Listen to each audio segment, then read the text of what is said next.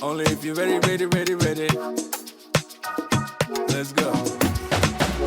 Hello, and welcome to Divine Enigma, a podcast that talks about how to navigate through the complexities of the workplace as a modern day professional while simultaneously having a side hustle. We appreciate all of our audience members for taking some time out of their day to tune into another episode. I look forward to providing you all with some value through our show today. My name is Sarah and I will be the host for this podcast. This podcast will be available on all platforms where you find podcasts, including Spotify, Amazon, Apple Podcasts, and we're also on YouTube. Let's get started. Hi, my name's Sarah and welcome to Divine Enigma. I just want to have a quick special guest here. I think because I'm dyslexic, I'm really bad at pronouncing names. And this is a neurodiversity podcast. So I think most of my listeners will be very forgiving. But it's Arije. I'm really bad. And please, I butchered your name.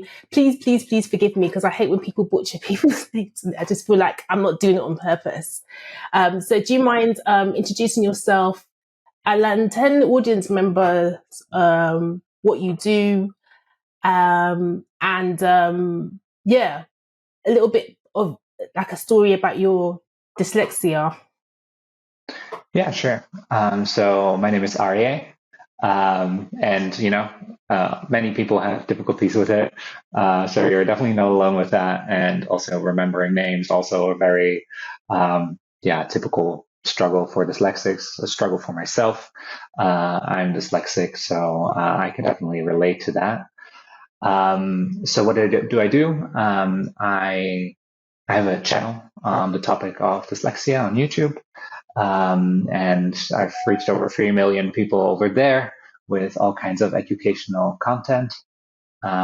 This basically started when I was doing my MA in education studies, and I wrote about video education for dyslexics.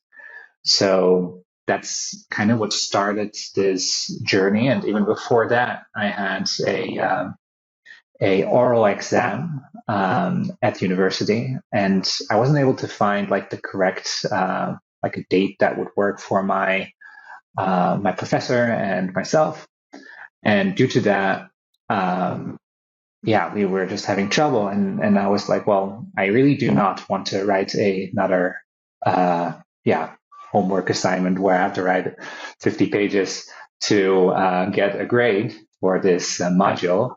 So how about I film myself? I already prepared orally what I wanted to say, and I filmed myself and I sent it in to my professor. And those were actually my first free videos that I posted on my channel. And from there, then I started writing about video education in my MA. And since then I have finished that now by a few years, but I have just kept going just because of the community and because of all the contact that I got from people. And at a certain point, people started reaching out to me, and it's like, could I do a one-on-one session with you? Could you tell me what you've learned over these years about your dyslexia and about how it's impacting you? And also maybe some strategies to figure out procrastination, or some people wanted to know if they're dyslexic. So that started happening. And at first I wasn't entirely comfortable with offering that. So in the beginning I turned some people down because I didn't really feel fully ready for that yet. But after a while of people reaching out, I was just thinking, well, if I just keep turning them down, nobody's gonna benefit from that. So I gave myself a little push and I started doing it.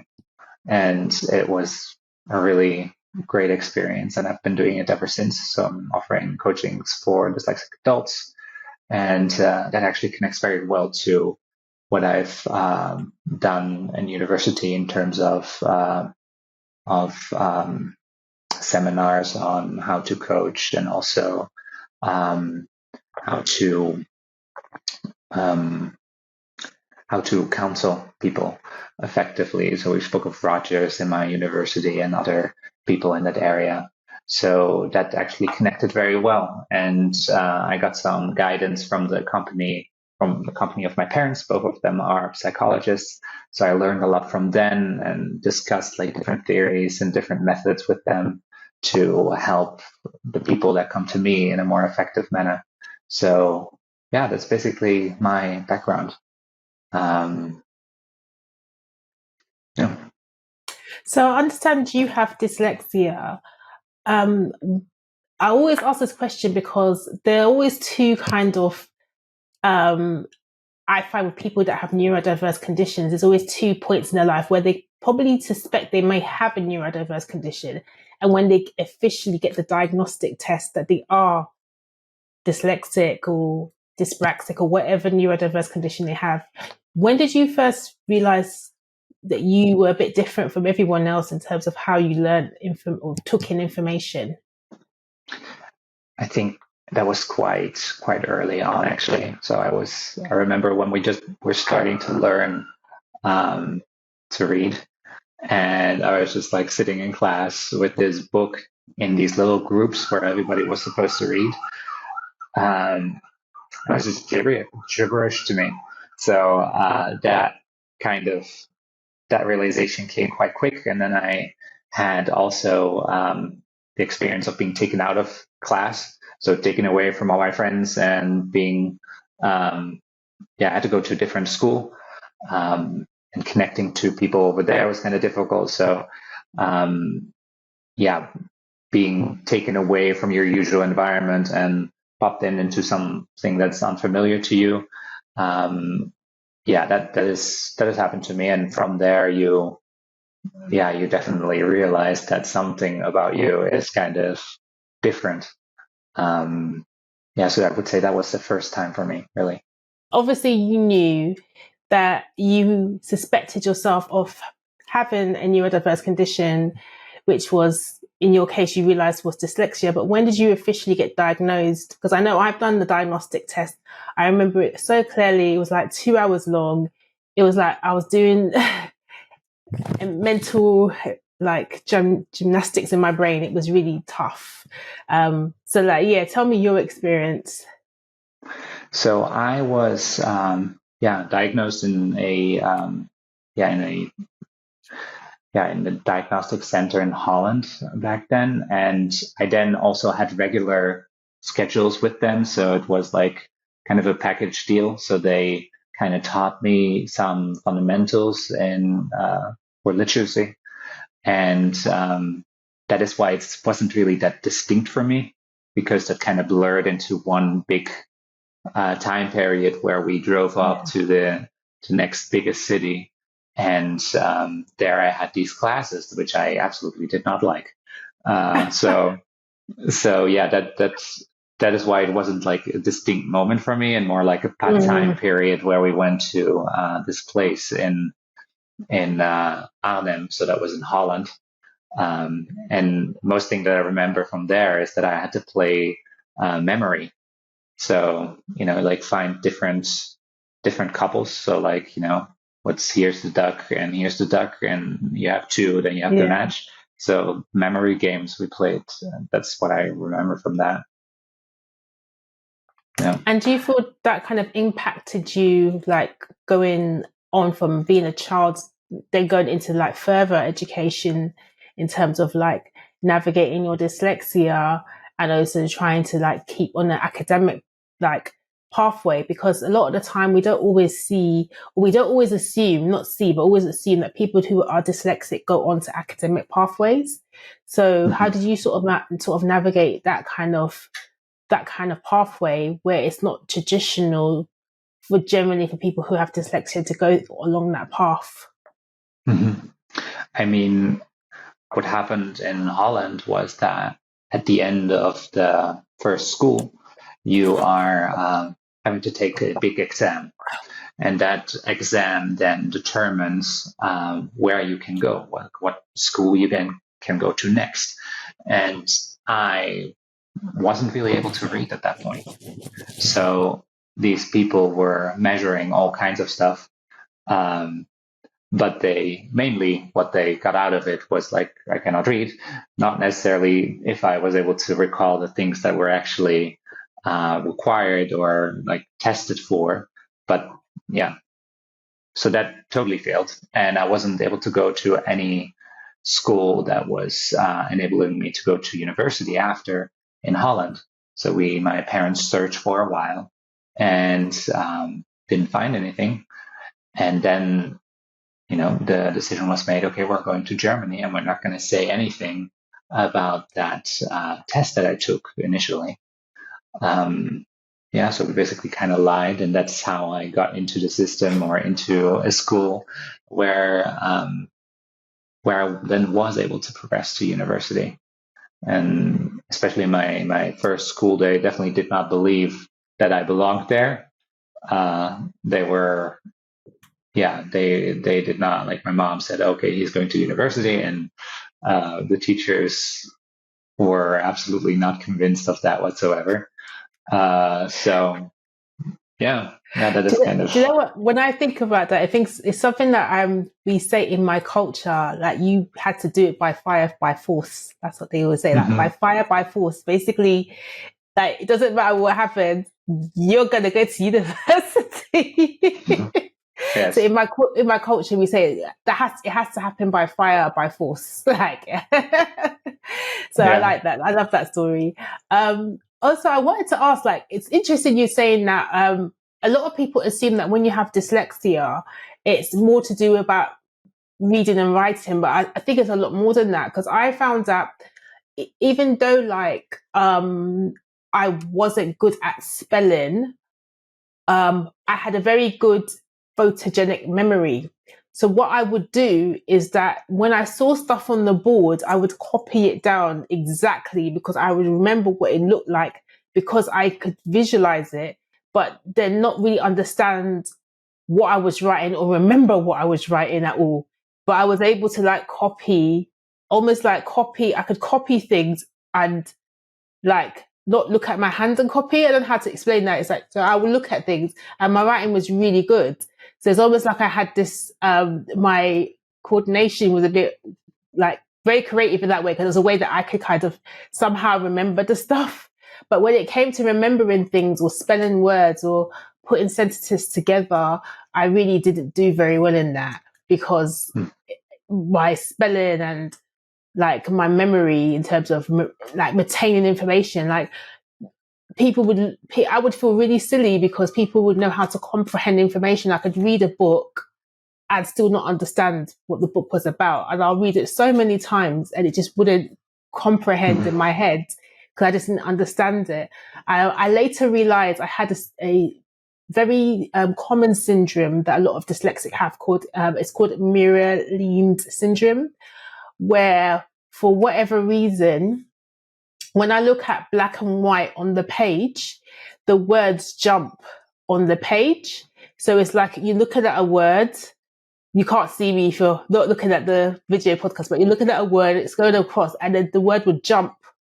And that's what always used to happen. So when I used to read, even though I enjoyed reading, I used to get very, very tired reading because the words were jumping on the page.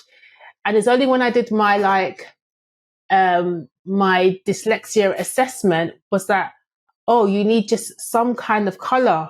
So some dyslexics, yellow works for them. Sometimes yellow works for me, but the color that works for me the most, that stops my eyes from getting stress. So it's basically a form of stress on the eyes. It's blue. So once I started putting blue tint on my pages, it was like, oh my gosh, I can read.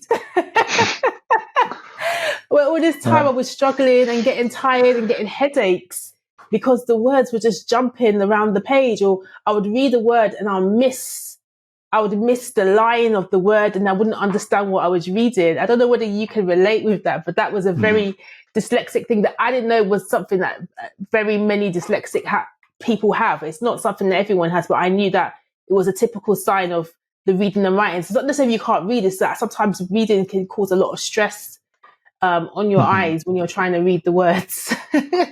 Is there any way that you can relate to that? Well, I most certainly can relate to, feeling entirely exhausted to when reading, and also reading like to the end of the page and then realizing, okay, nothing of that page actually entered.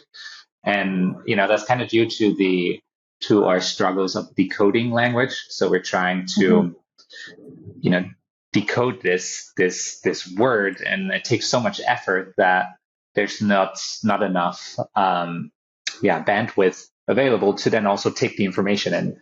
So that kind of makes this bottleneck where you can read, and it might sound to somebody else like you read properly and it's all good, but because this decoding process takes so much effort, you don't actually take the information in, you're just reading. So that is definitely an issue. And then when it comes to the colors, like there's actually also been a study around this, and I don't think that they tested blue, but what they did do are some other colors, and what they found was that apparently a peach color was the best. And this actually works also for other people who struggle with different kind of neurodivergent conditions, like for example autism. They also have like this sensory sensitivity, so they can also benefit from changes like or accommodations of that kind.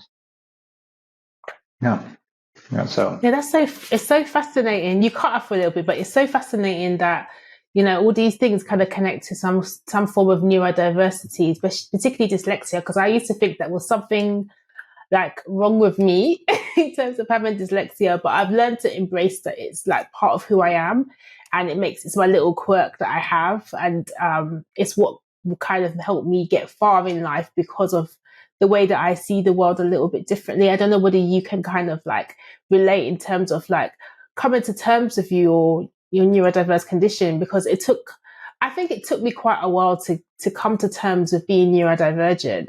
I think even now that I do this podcast about neurodiversity, I still feel like, I don't know how to say this, but sometimes it's like, I still feel like I'm in that process of accepting my neurodiversity at times.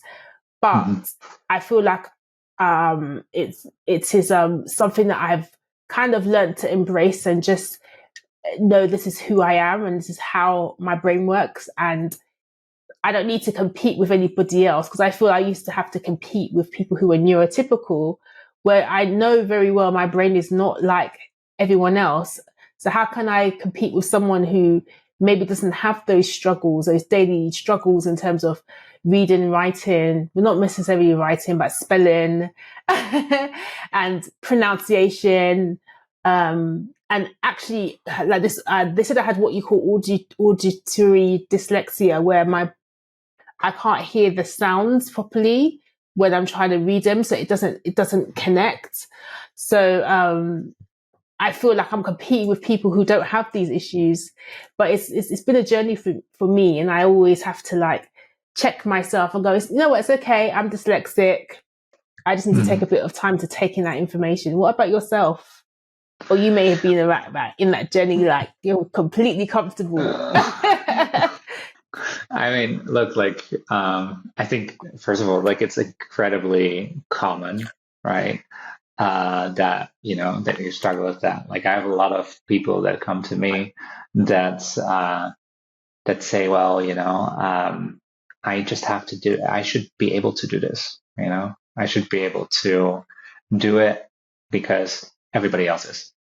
Right? And I have done that for a long time myself.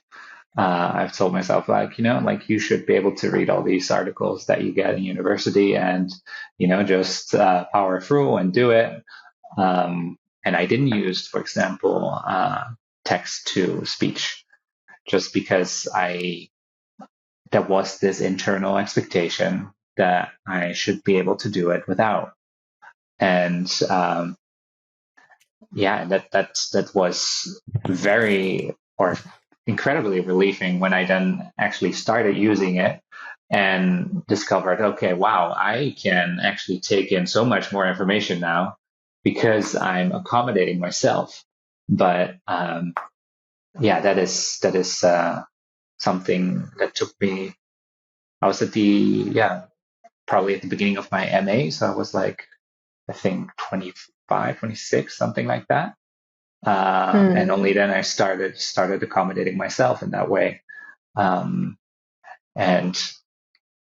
yeah, and just this morning I spoke to another dyslexic person who also has this expectation on himself that he, should be able to just motivate himself like nobody else, like most people around him, or the impression that other people give that they're able to do that.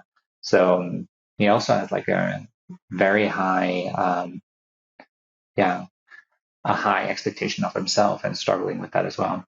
So that is common, and it's not really fair because we are different, and we should accommodate for the things that we struggle with. Basically, try to be a good friend to yourself, like kind of take care of yourself. It's interesting you were talking about talk to text, because one of the reasons why I felt, I do it now, but one of the reasons why I was so nervous about doing it, particularly when you're in an environment where you're working in an office or you're with other people, I felt this sense of shame, like I should be able to spell that word. So it was almost like, and then also feeling like I was a bit, like people look at me weird because I'm talking to text. But then I should also try to like, it depends how you view yourself as a neurodiverse person. Some view it as a disability, some view it as a difference.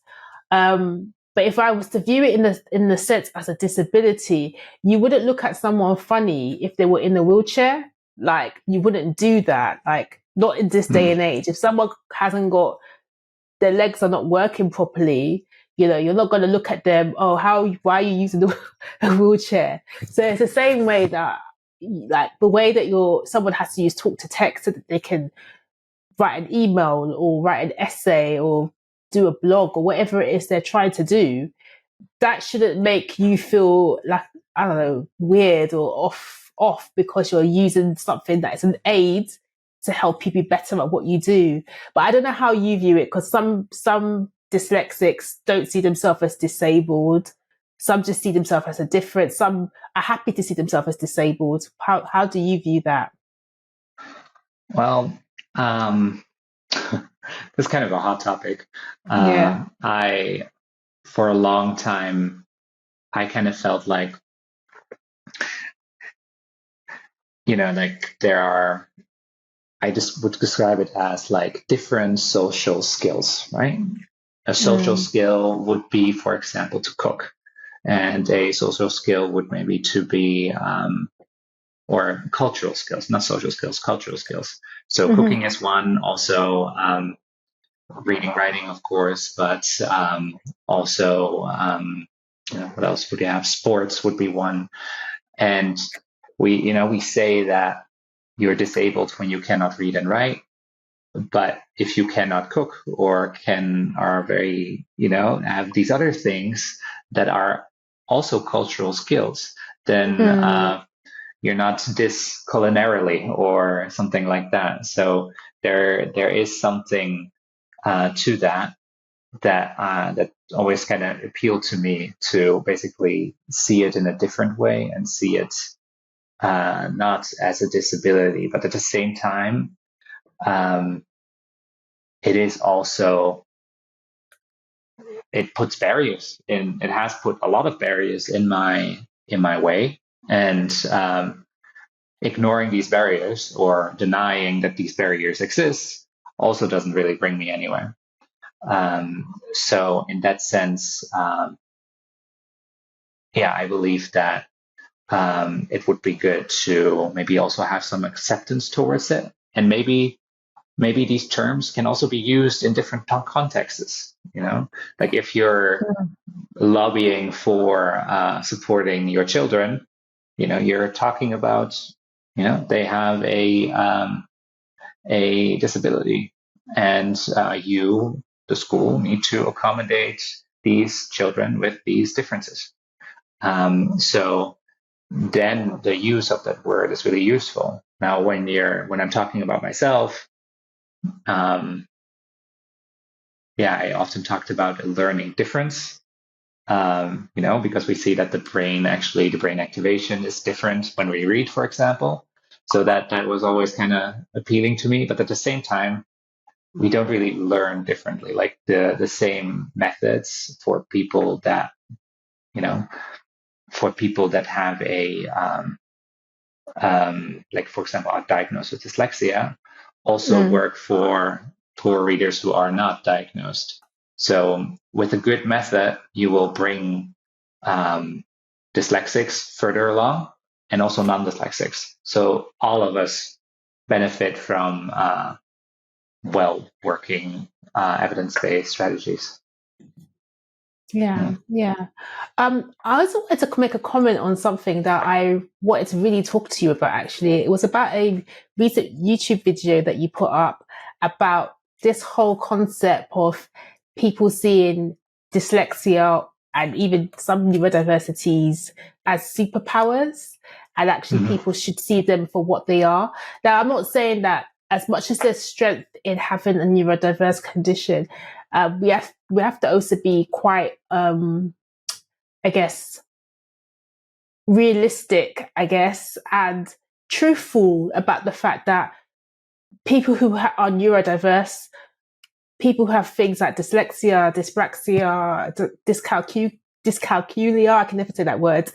It's really funny that we have all these like neurodiverse terms and they're just so difficult to pronounce. You're dyslexic. Yes. But anyway, but like when you have all these different types of neurodiverse conditions, and these are some of the ones I've just mentioned, a lot of people like to say, oh, you've got a superpower. And it's good to have that positive mindset. But also we have to be careful on the borderline of being the sort of toxic positivity, because we have to also kind of,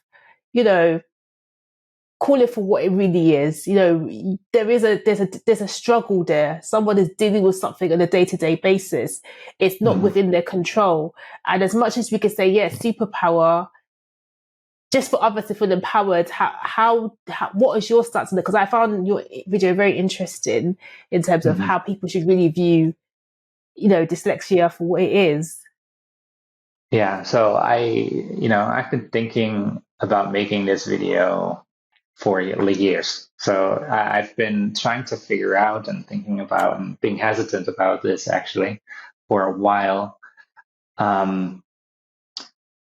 because I feel like it's a sensitive topic, and because I felt like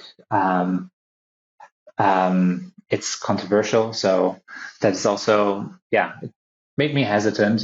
But at the same time, what I did not like was that from my research during my MA, I knew that there are different meta studies that all found that overall we do not see a special advantage in certain area. And at the same time, we have books that are published by people that supposedly are academic that state the opposite. And that bugged me.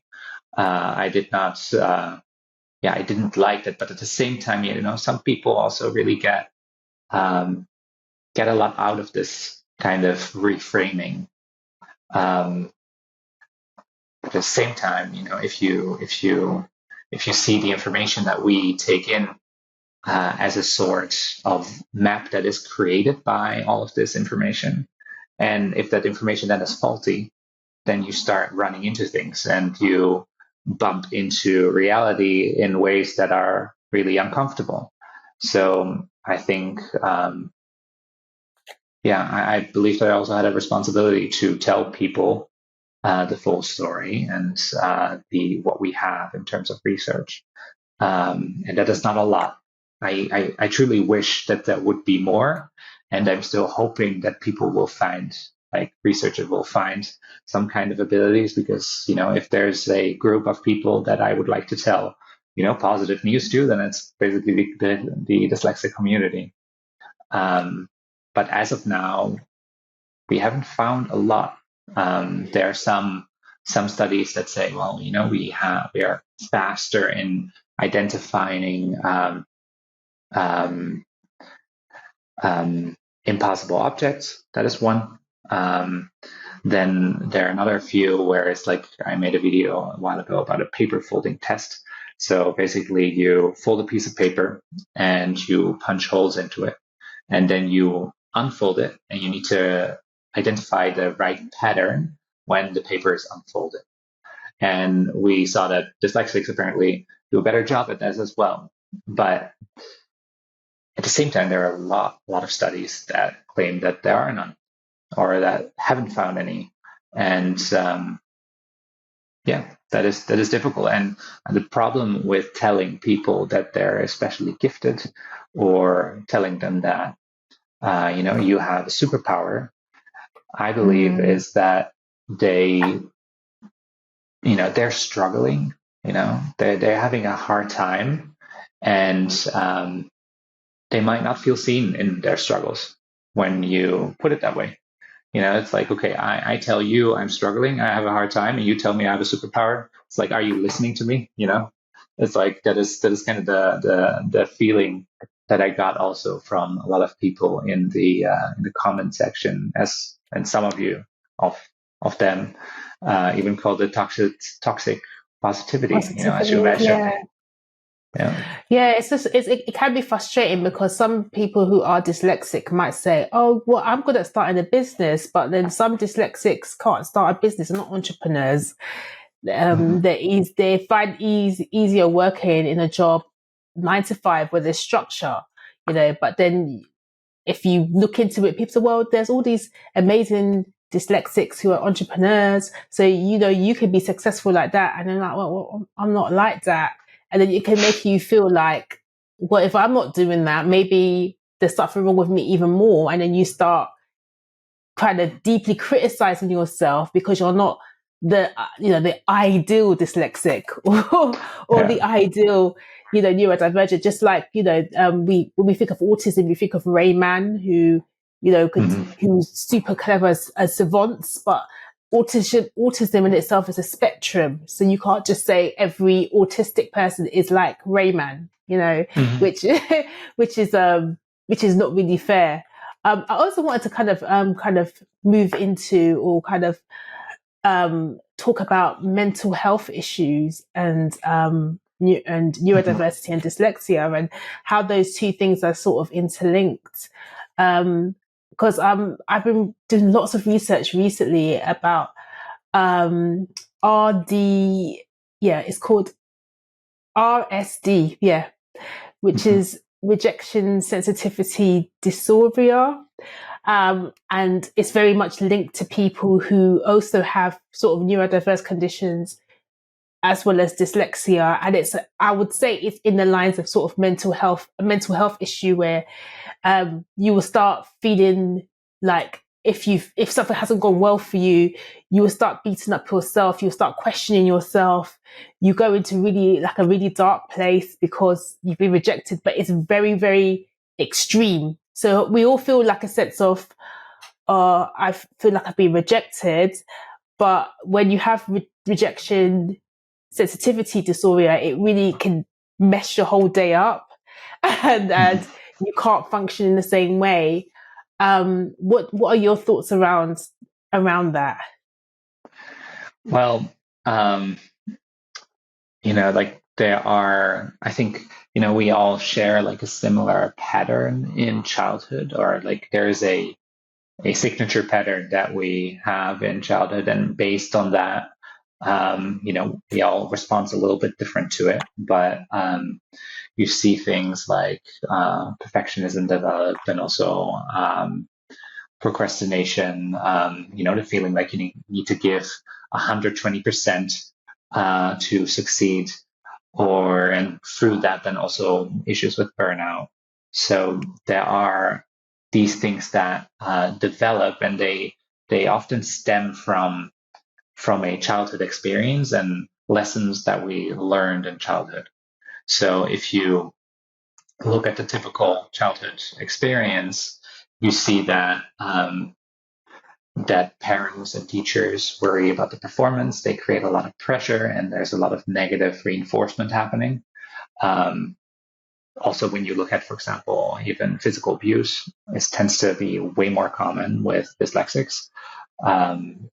And due to that, you react differently towards your environment. You might say, okay, I'm going to distance myself from people a little bit, or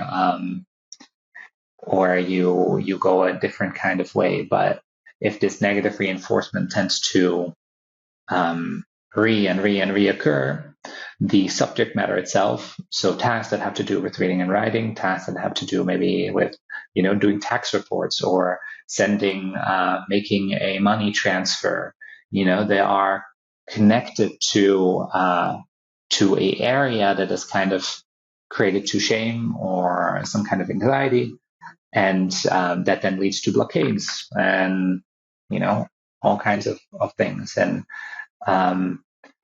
they tend to stand in the way. And maybe our situation is, or often actually, our situation is entirely different now as adults, but we tend to act on things that we learned in childhood, and that might be the reason why we do not take this leap, or why we do not take the step forward that we should be taking. Yeah, I can agree with that, because when I think about some of the situations I've been in, like, for example, there were times where, because I was so worried about not being the best or being perfect, like this sort of perfectionism, I would I remember I had a job interview, this was years ago, and because I couldn't find how to get there, because I was not very good at directions, I used to always get lost, and I was actually late for the interview as well, I ended up not going. It was for a really good job that I wanted, but because of my, I guess, probably imposter syndrome, because I felt that I had messed up by coming late, and also the fact that, I couldn't find the place, and my dyslexia had affected me from not knowing where the direction is, even though I had I don't even know how I had maps or something at the time. And even though I was using Google Maps, I still wasn't finding the place. So in the end, I just gave up. And it's just sometimes, you can start feeling before they even reject me, let me not even go there, that kind of thing. Yeah. Yeah. And there are things that that you can do about it. You can, for example, ask yourself, what level of imperfection am I willing to tolerate? You can ask yourself, will this matter in a week, a month, or a year? And often then you realize, okay, maybe not. Another way would be to, slowly desensitize yourself. You can make a hierarchy of the things that you tend to be perfectionistic about, and then you rank them according to what you believe needs to be the most perfect, and then you can slowly start to desensitize yourself by working yourself up, working up the list from least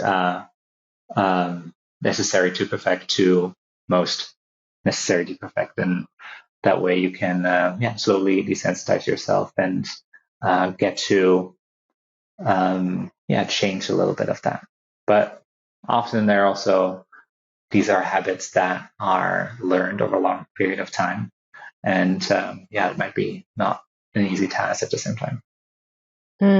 No, it's not. It's not always easy. It takes time to kind of get yourself to feel like, you don't have to beat yourself up about not having everything the way you want it to be. And I think it's a lifelong journey. It's something that you have to work on probably daily.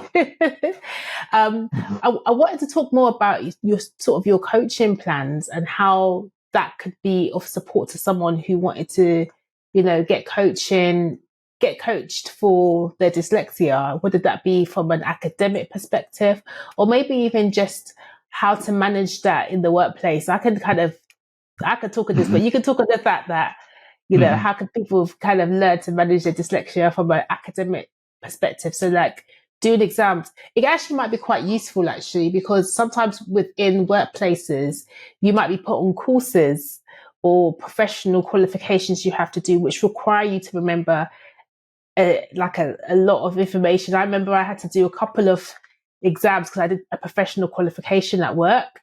And it was very tough for me because of my dyslexia and me having to spending at least 2 hours a day, an hour in the morning, an hour in the evening, trying to remember all of the stuff and then trying to discipline myself to do that as well. So yeah, I want to kind of pick your brain on that. Yeah, sure. Yeah. So basically, when it comes to the coachings that I do, I often, I tend to tailor it to the person that comes to me. They often come with specific questions, and then we focus on that. But in general, I believe that it's important to get a good understanding of what has happened to us in our childhood, because if you don't understand really what happened to you, then the future seems more scary, because you think, okay, this might happen to me again. But if that is clear what happened then you can adjust and learn from the past, and there might be less anxiety connected to new things that you're doing if you have understand that thoroughly and gone through that understanding. And some people, even by just having a diagnosis, they feel like, okay, now I understand why I've struggled in such a severe way. And now I also understand that I do not need to put these expectations on myself that everybody else puts on themselves, or that neurotypical people would be putting on themselves. Yeah. So that is yeah. From a career perspective and probably a business perspective, from a career perspective, it's always good that when you enter a workplace, you need to make sure that your employer is aware of the way that you work and that they can make the appropriate adjustments for you in your workplace. And sometimes it can be quite hard. It depends on the work environment you work in. But the first port of call, I would always say, is look for a neurodiverse friendly employer that understands that has a good understanding of neurodiverse conditions. So I work within are very good in terms of neuro inclusivity. They completely understand, what it's like to make reasonable adjustments for people who have dyslexia or ADHD or any form of neurodiverse condition, and ensure that they have the correct equipment so they can do their job. They also offer things like your employer, if you can apply for access to work through your employer, and the employer can then give things like adjustments to the type of table. So if you need a standing table because you're someone who needs to stand up when you're on your laptop, they can provide that for you. Or certain seating, talk to text installed onto your laptop for installation, so that when you're reading documents, because I'm a project manager, there's a lot of documentation I have to read and requirements I need to understand, and sometimes it can be a lot. So by having things like a software which can read, the text to me, it makes it so much easier for me to take that information in. And there's all these adjustments that can be done, and those are just allowing you that extra time. So I know obviously with the academic process, I remember when I got diagnosed with dyslexia, they gave me extra time so that I can do my exam, because the time that was given was not suffice for me. So I needed that time to kind of process that information so that I were able to remember what I had learned. And things like that. I know there was another person that I spoke to previously on the podcast. She had a reader. So basically during her exam, someone actually read the questions to her so that she could answer it, because she couldn't read the questions. and for whatever reason that helped her pass the exam. So sometimes there's things that can be done to make things easier for you. You just need to find an employer that could be accommodating for that, and they really should be accommodating to that, because you have a lot to offer the workplace. It's just that you have something, you're different, and a lot of people might try to make you feel like you're inconvenience, or with this. But if you're having to work with someone like that, don't work for them. Go somewhere else that will really embrace your neurodiverse condition and see the value you bring to the workplace. Because I've been in situations where I've gone to employers and they're just like, oh, this is an irritation to have this person here. Don't work there. You need to work for an employer that is inclusive and they understand your neurodiverse condition, because you have a lot to offer. But it is like the self-esteem of a lot of neurodiverse people, because they've had that rejection or felt that sense of fear of not telling people that, oh, I have a neurodiverse condition. Now I have to let people know what's going on. So yeah, it's a case of doing that. And even in the UK, we have access to work for people that are self-employed or work for themselves, where you can apply for like an assistant or a PA that the access to work will give you to help you manage your workload, or manage your emails, or manage things that you need within your job because of maybe you have ADHD, dyslexia, or whatever disability you have. So I feel like that's why I used to say learn the difference, but sometimes I'm actually so comfortable with the term of disabled, because with the disability, people recognize it and they can see that you get help. The help that you need to enable you to do your job well.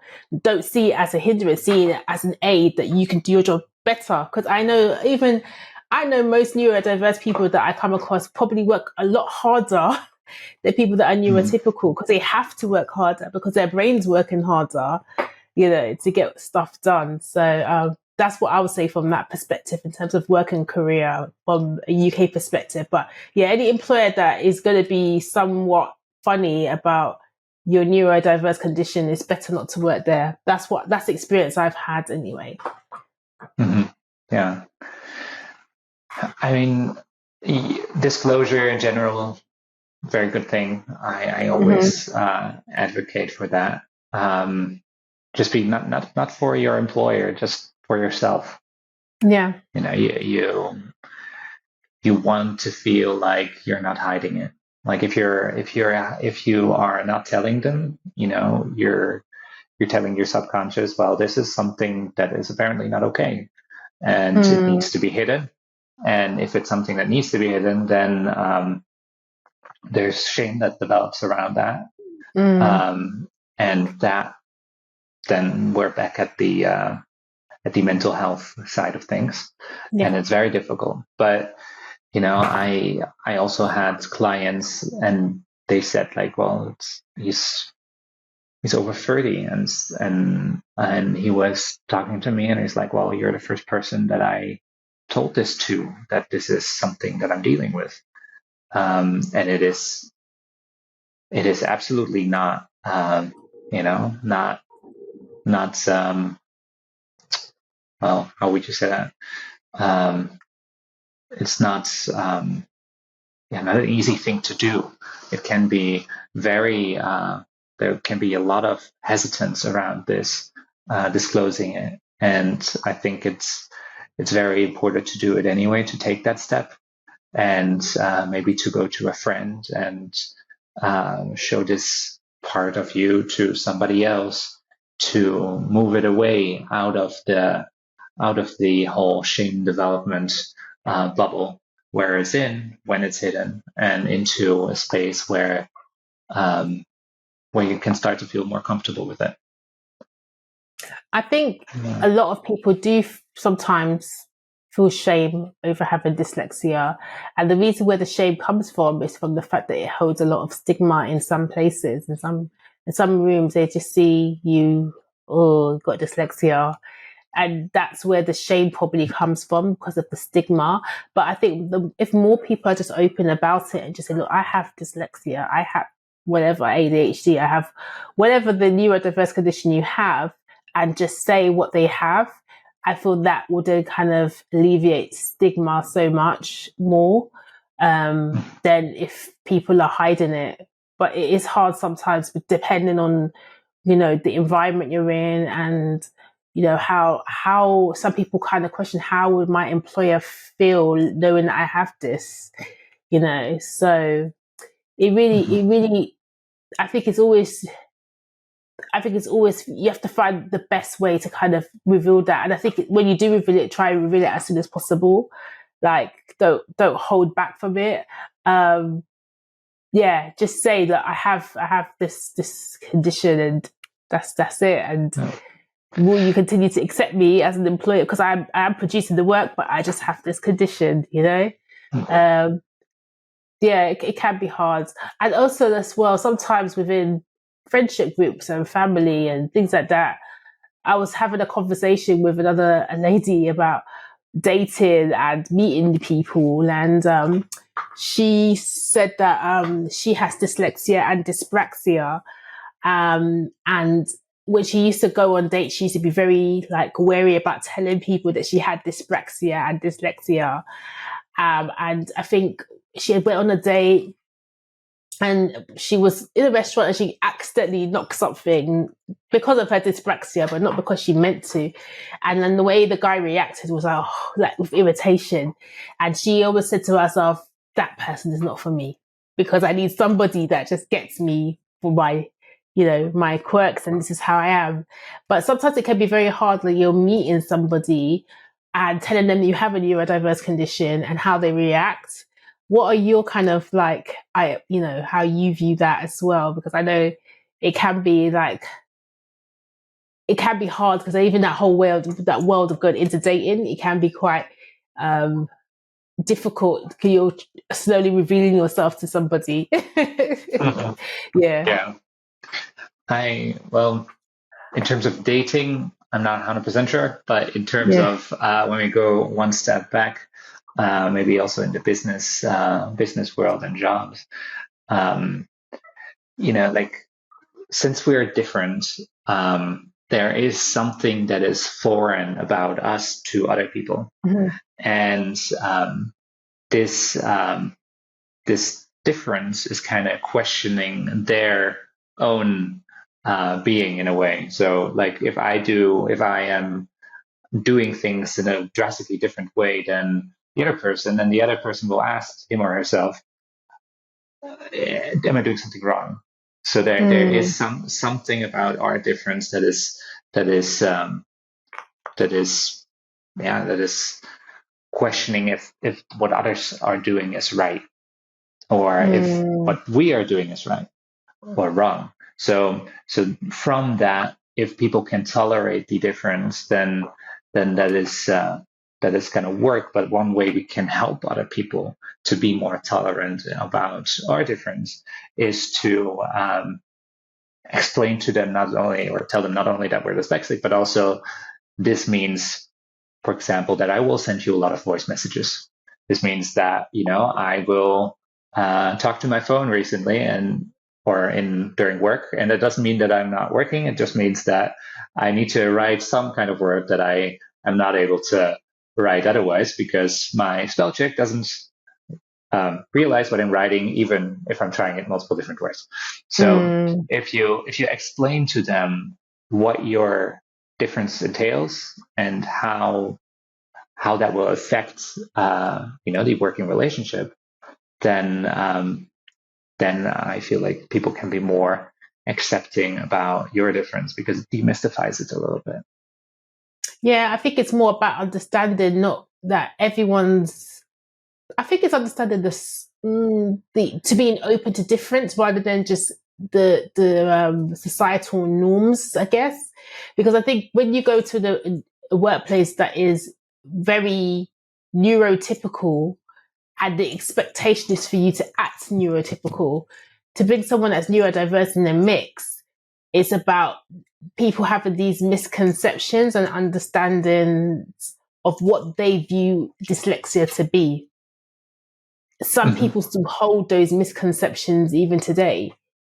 So when you go to a workplace, although you might say, I have dyslexia, the worry is that with some dyslexics is, how would this person perceive me now that I've told them I have this condition? Will they perceive my capability? Will they feel that I'm not competent at doing this job anymore because of the fact I've now revealed this part of myself?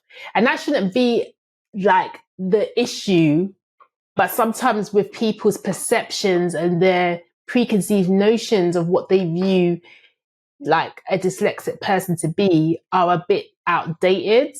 And it's about educating people about what it means to be dyslexic. It doesn't mean you can't do your job. It doesn't mean you're not able to do your job effectively. It just, the way you do your job is different. It's not the way everyone else will do it.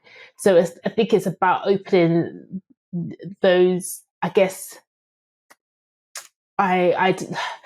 people being more open to the idea of that not everyone does everything the same way, if that makes sense. But I think there's still, I mean, a lot of barriers have been broken over time, but I think there's still a way to go. I really do.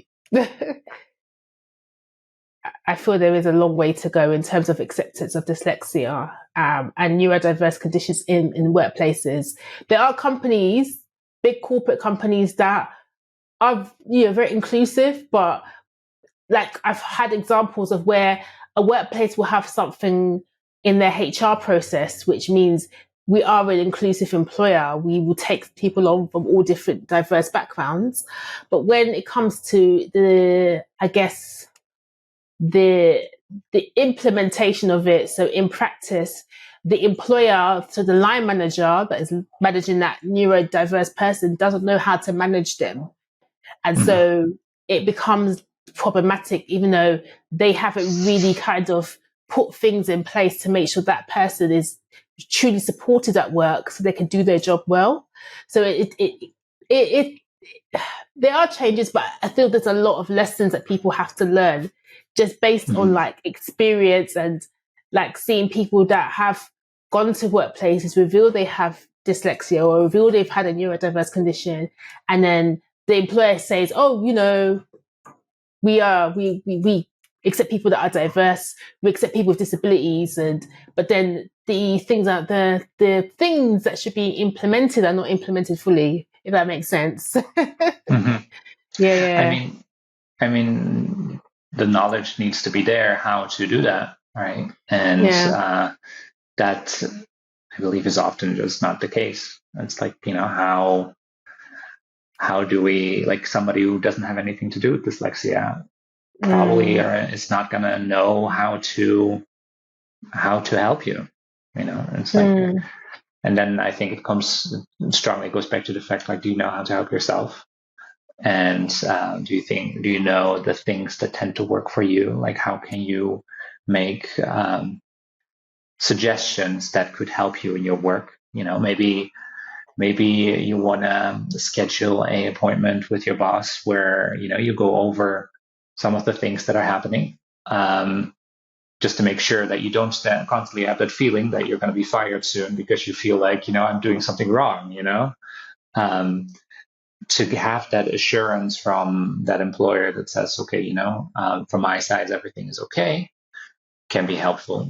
Another thing that I've been doing at work is like, I've been asking more for deadlines, because having a deadline also means that my procrastination mind is having something. It's forced to like.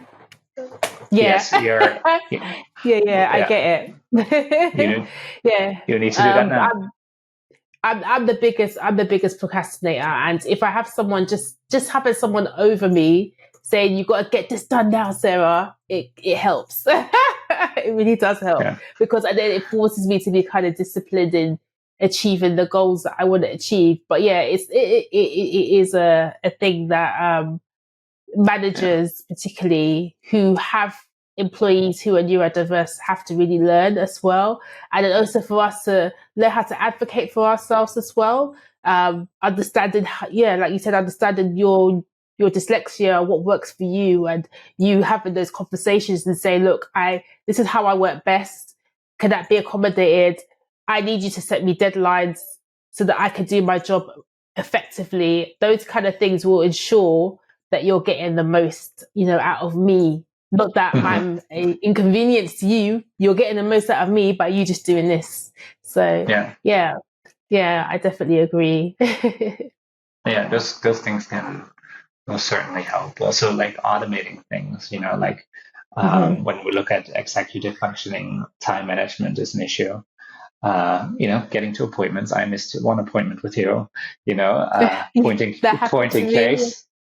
Yeah. So it happened to both of us. So we're very well aware. And what I've done since is I have connected, like I have a scheduling tool that I use. It's called Calendly.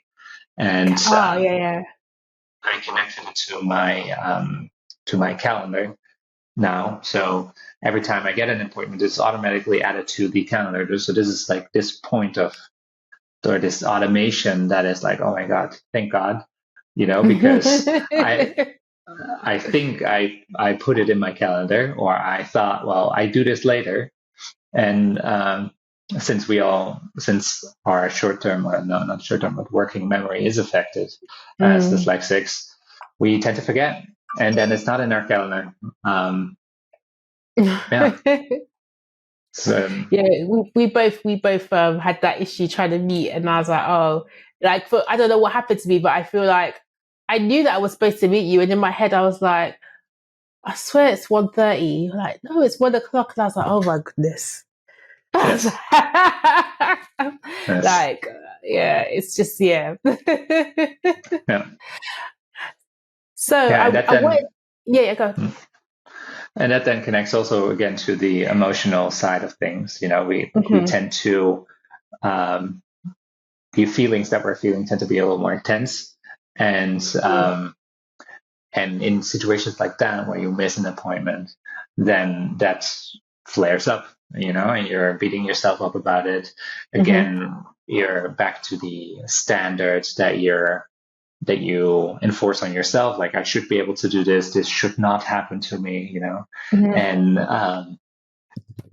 then we're back to managing emotions and the emotional side of it, and saying, hey, last time you forgot an appointment like this, did they throw you out, or did something catastrophic? No, how do you say that? Catastrophize, is that it?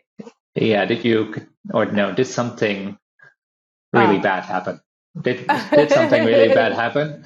So, if not, you might readjust some of your thoughts, or you might also ask yourself, did this, will this matter in like a week, a month, or a year from now? And things like that might help you to reframe some of the negative thoughts that you're having. Yeah. So I wanted to kind of move into a potential workshop that you will be doing together.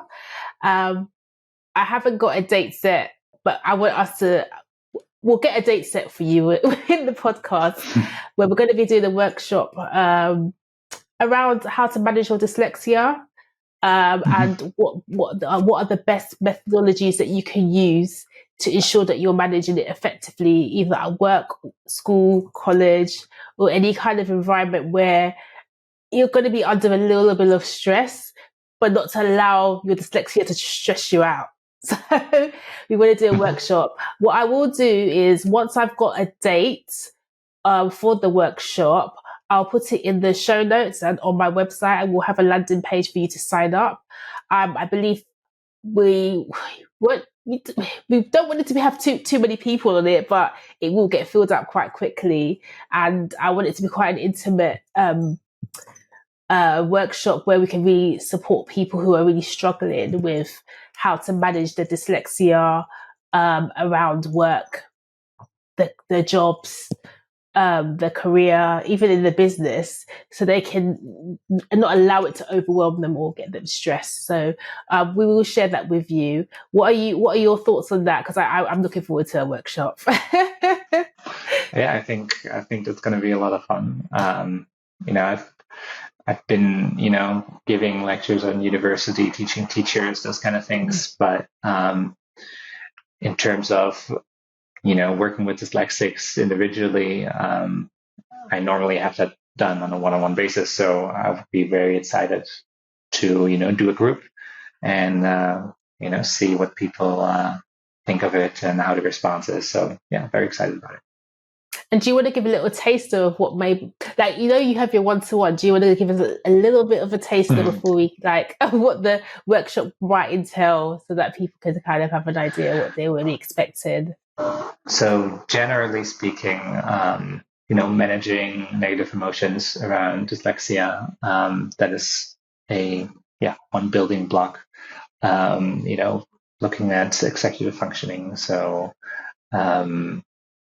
also the emotional side that is connected to that, and understanding your past to, create the security that you need for your future. So that is basically from my side what I'm thinking. I love it. And I will go into my membership as well as how you can navigate the complexity of dealing with dyslexia or any form of neurodiversity condition, particularly ADHD and dyslexia, managing the business, and also how to navigate around your career and getting those promotions, getting those really important meetings with your manager on how they can make the adaptations for you, but also you showing that you're an asset to the workplace. So I'll go into more detail about that on the workshop as well.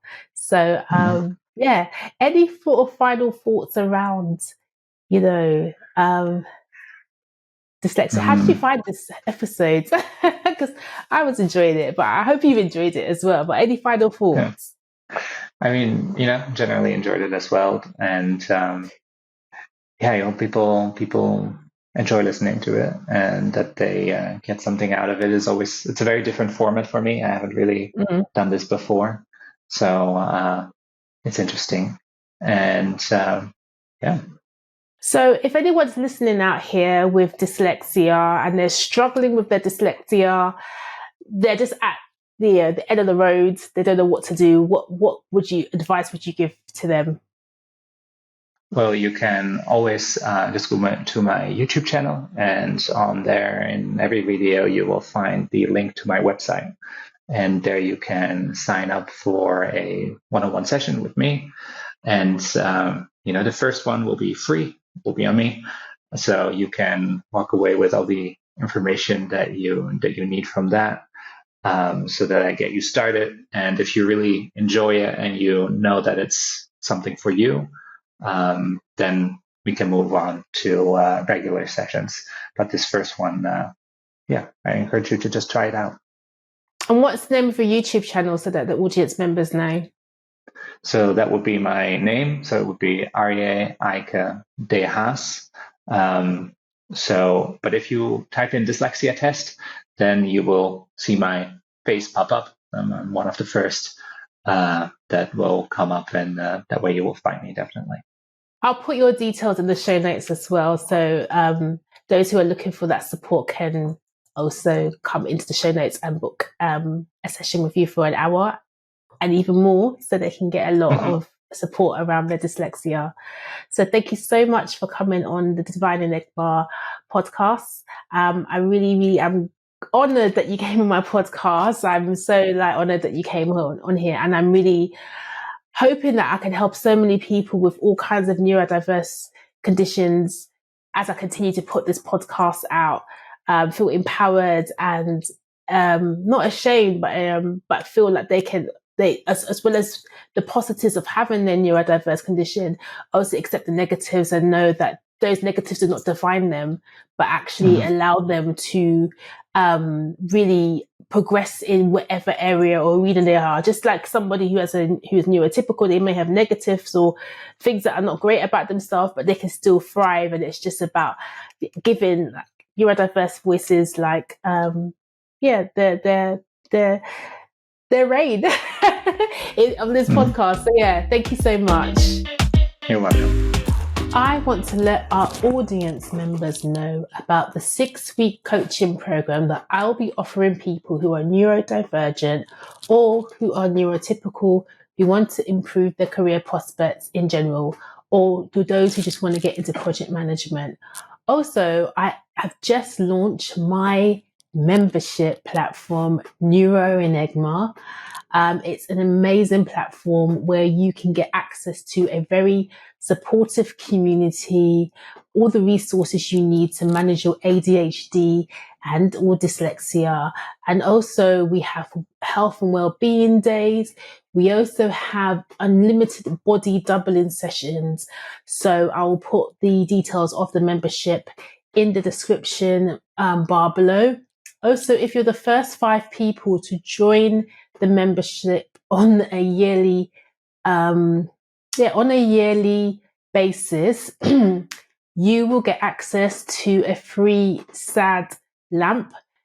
SAD lamps are used particularly for mental health and well-being, and if you are disturbed by the weather, so if you're having very short days and long nights, a SAD lamp will really help you with your mental health and well-being. I'm also offering support to people who want to pass the Prince 2 practitioner exam, as I've taken the exam and I failed a few times. I'll definitely will be doing a blog post of me failing my Prince 2 practitioner exam. But I just want to go to show you that despite the fact being a neurodivergent, I continue to have resilience, and I also want my audience members like you to continue to have resilience.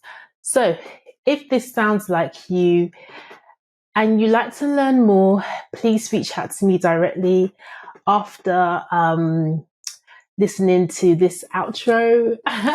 And all of my handles are in the description box. My email is hello@divineenigma.org. So it's all there for you to contact me. So, like I always like to say, please follow me on all platforms where you listen to podcasts. Thank you for listening to Divine Enigma. And if you got to the end, this is a safe place for project managers, professionals, side hustlers, business owners, to give you the tools and tips on how to navigate the complexity of being neurodiverse in the workplace. I will see you soon and take care. Bye.